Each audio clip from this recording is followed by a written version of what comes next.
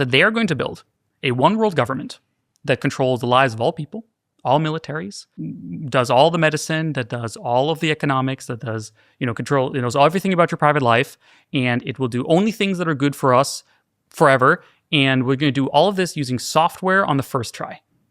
That's what they're saying.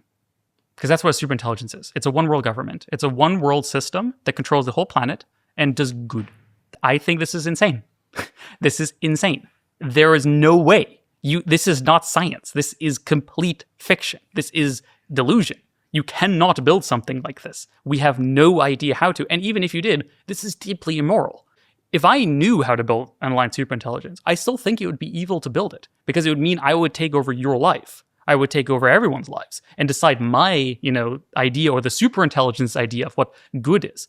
This is crazy. This is not how we do things in a democracy. In a democracy, people have a stake in their lives. They have a stake in how their country is run, how their lives is run, and they have to have consent. They have consent of the governed. There is no consent of the governed with superintelligence. If we spent 50, 100, 200 years, building up slowly towards ever better technology, ever better coordination, ever better institutions, governments, etc., could we iterate our way there to, a system of governance powered by AI that we endorse? Yeah, I think it's possible. If all of our greatest scientists, mathematicians, and philosophers worked on it for, 100 years, I think it's possible. That some dudes in Silicon Valley high on Adderall, can do it in 2 years? Absolutely not. It's so silly. It's so preposterous to even consider this as a reasonable way to approach this problem. I think there is crazy stuff happening both within those labs and also in the open source community with these AI systems, and also just emergent interactions of agents, bumping into each other on the internet and stuff that we have no idea about. We have no idea. And we'll never know. It's we don't even have the time to figure that out. Fundamentally, we have to take all of this complexity. We have to reduce it to something simple and actionable. The thing we need to do is we need to stop superintelligence from coming into existence in the first place. If it comes into existence, I can promise you it is game over. And the way we need to do that ultimately is we need to work with our governments, across the world, to push for a global ban on superintelligence, both domestically and abroad, backed by credible deterrents.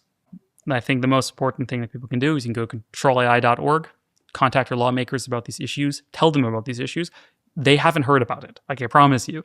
It's just helping them understand these issues is part of your civic duty. A democracy, being a citizen, is not just you wait around until, and complain every so often. It's also you take part in the process. You help your politicians understand what you care about. You make them aware of this. I think it's very, very important. If you want to do more than this, you can sign up for our service we provide called microcommit.io, where every week we'll send you things you can do in 5 minutes to help. If you want to do more than that, I also run a volunteer community called Torchbearer, torchbearer.community, where we commit to putting at least 2 hours of volunteer work into trying to make the world a better place and trying to address these risks. These are small, but they're important steps. They compound. If we had 10,000, 100,000 people putting just a couple hours of work into trying to get their government to do things, I think we'd make it.